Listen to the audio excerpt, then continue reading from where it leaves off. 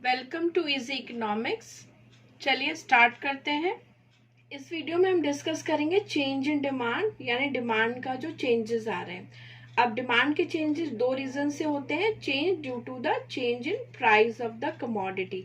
कोई कमोडिटी है, उसके प्राइस चेंज की वजह से कमोडिटी की डिमांड में जो चेंज आ रहा है वो हम इधर इसका सारा एक्सप्लेनेशन करेंगे। ठीक है, तो अगर प्राइस की वजह से कमोडिटी में चेंज आ रहा है, इसे बोलते हैं एक्सपेंशन एंड कॉन्ट्रैक्शन। एक्सपेंशन क्या टर्मिनोलॉजी है कि कोई डिमांड बढ़ रही है, और कॉन्ट्रैक्शन क्या, डिमांड घट रही है। अब आपने लॉ ऑफ डिमांड पढ़ा है तो आपको पता है एक्सपेंशन कब होगा, जब प्राइस घटेगा, एंड कॉन्ट्रैक्शन कब होगा, जब प्राइस बढ़ेगा। We will understand all this concept on the graph. See here, on y-axis I have taken price and x quantity. ठीक है, अब आप देखिए यहाँ पर मैंने दो प्राइस लिए, P1 एंड P, और क्वांटिटी Q और Q1। अभी हम जो प्राइस P है ना मार्केट में किसी पर्टिकुलर कमोडिटी का, जनरल लेवल पे मैंने बात कर रही हूँ, तो P1 है अगर प्राइस, तो क्वांटिटी कितनी डिमांड कर रहे हैं हम, Q1। अब जो ये प्राइस P1 से अप हो गया, P हो गया, देन क्वांटिटी डिक्रीज हो गई, Q1 से क्या हो गई, Q। जब प्राइस अप हुआ तो क्वांटिटी डिक्रीज हो गई। ये जो आपकी डिमांड लाइन है ना, ये क्या हुआ, नीचे से ऊपर की तरफ जा रही है, और आप ये देख रहे हैं कि डिमांड ऊपर जाने में कम हो रही है, प्राइस बढ़ रहा है, तो ये कॉन्ट्रैक्शन हो रहा है सेम लाइन पर। और अगर आपका प्राइस डाउन आ जाता है, फिर से P1 आता है, तो क्वांटिटी Q से Q1 आ जाएगी डिमांड करने की, यानी कि प्राइस कम होने पर क्वांटिटी डिमांडेड बढ़ जाएगा। और on the same graph of the demand you are expending your demand. ठीक है, आपकी डिमांड बढ़ रही है, तो ये क्या हो रहा है, एक्सपेंशन। तो जब आप ऊपर से नीचे की ओर आ रहे हैं, ठीक है, डाउनवर्ड शिफ्ट कर रहे हैं, तो this is the expansion of the demand. And when you are moving upside, then it is a contraction of the demand. ठीक है, तो ये जो एक्सपेंशन और कॉन्ट्रैक्शन है, ये प्राइस से रिलेटेड है। ठीक है, और सेम ग्राफ पे ही मूवमेंट होती है। अब आप समझेंगे change in demand due two factor other than the price, यानी प्राइस से अलग किसी वजह से अगर डिमांड में कोई चेंज आता है, तो वो हम कहते हैं कि ये जो है इंक्रीज इन डिमांड है या डिक्रीज इन डिमांड है। यानी अब हम एक्सपेंशन और कॉन्ट्रैक्शन नहीं बोलेंगे, इसे बोलेंगे डिमांड इंक्रीज हो रही है, डिमांड डिक्रीज हो रही है। ठीक है, और अदर फैक्टर कैसे हैं, जैसे कंज्यूमर की इनकम हो गया, और आपका सब्स्टिट्यूशन गुड हो गया। ठीक है, now see here, on y-axis price, x-axis quantity, always it is the same pattern for every graph for the demand. And now मैंने प्राइस ए की लिया, बिकॉज ये जो कमोडिटी है इसका प्राइस तो हो ही नहीं रहा चेंज, ये अदर फैक्टर चेंज हो रहे हैं, तो प्राइस सेम रहेगा।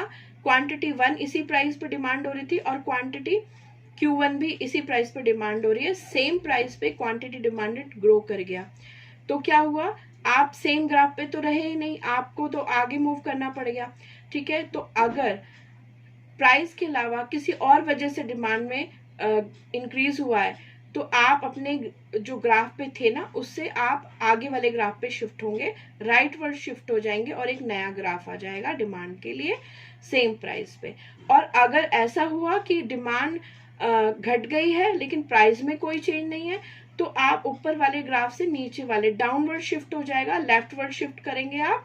ठीक है, तो अगर प्राइस के अलावा किसी और वजह से डिमांड इंक्रीज हो रही है, तो आप राइटवर्ड शिफ्ट करेंगे, और अगर डिमांड डिक्रीज हो रही है तो आप लेफ्टवर्ड शिफ्ट करेंगे, और एक नए ग्राफ पर जाएंगे आप। अब ये दोनों चीज कॉन्सेप्ट समझने बहुत जरूरी थे। अगर आप एक ऐसा ग्राफ ड्रॉ कर रहे हैं जहां पर प्राइस अफेक्ट करे डिमांड पे, तो आप सेम ग्राफ पर ही अलग अलग मूवमेंट करेंगे ऊपर और नीचे।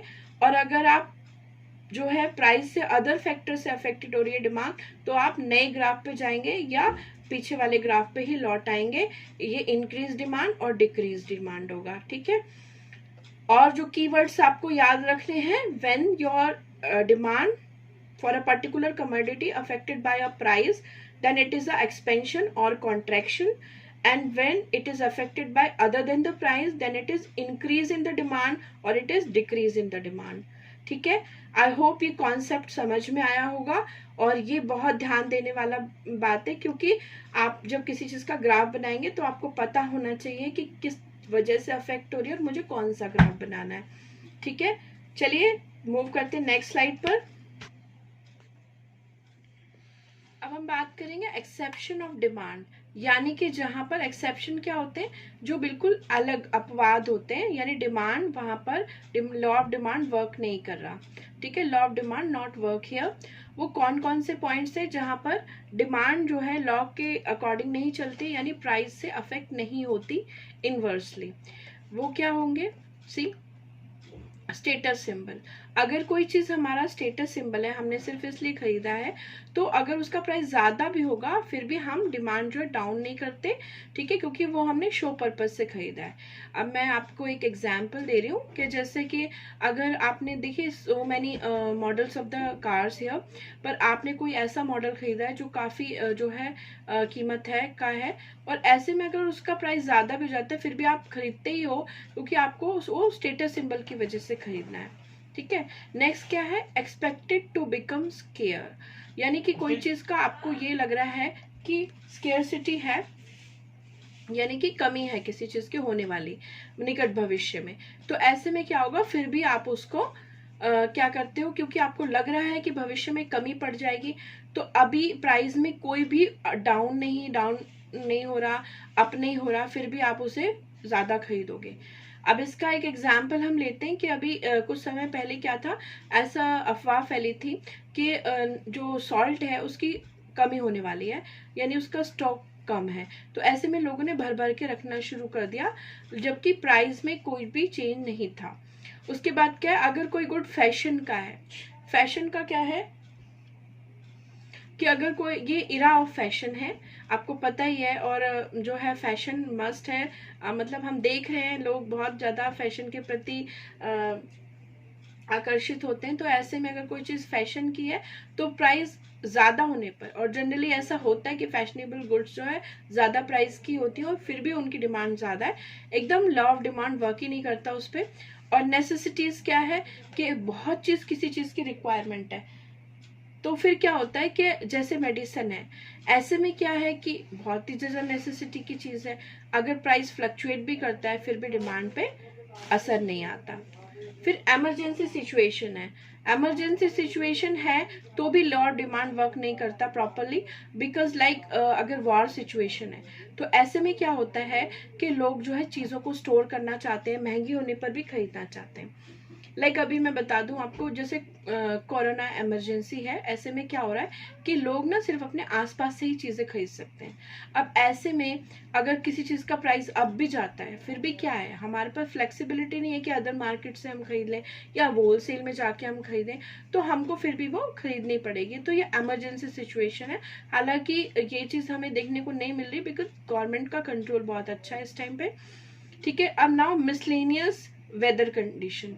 ठीक है, अब there are so many reasons, ठीक है, छोटे छोटे हैं जो कि डिमांड ऑफ लॉ वहां वर्क नहीं कर रहा होता, कभी कभार ऐसा हो जाता है। Like a particular weather condition, जैसे कि मान लीजिए कि बारिश हो रही है, ठीक है, अभी 3-4 दिन खिंच जाता है, ऐसे मौसम में क्या होता है कि पकौड़े खाने का मन करता है या मीठी चीज हलवा वगैरह खाने का मन कर रहा है। ऐसे में क्या होता है, ऑयल का या मतलब आपका जो देसी घी है इसका प्राइस अगर बढ़ता भी है फिर भी आप खरीद के लाते हैं, क्योंकि ये पर्टिकुलर वेदर से रिलेटेड चीज है, अगर वो वेदर चला जाता है तो आप उस चीज का एंजॉय नहीं कर पाओगे, तो ऐसे में भी आप due to some enjoyment feeling आप जो है उसे लोगे।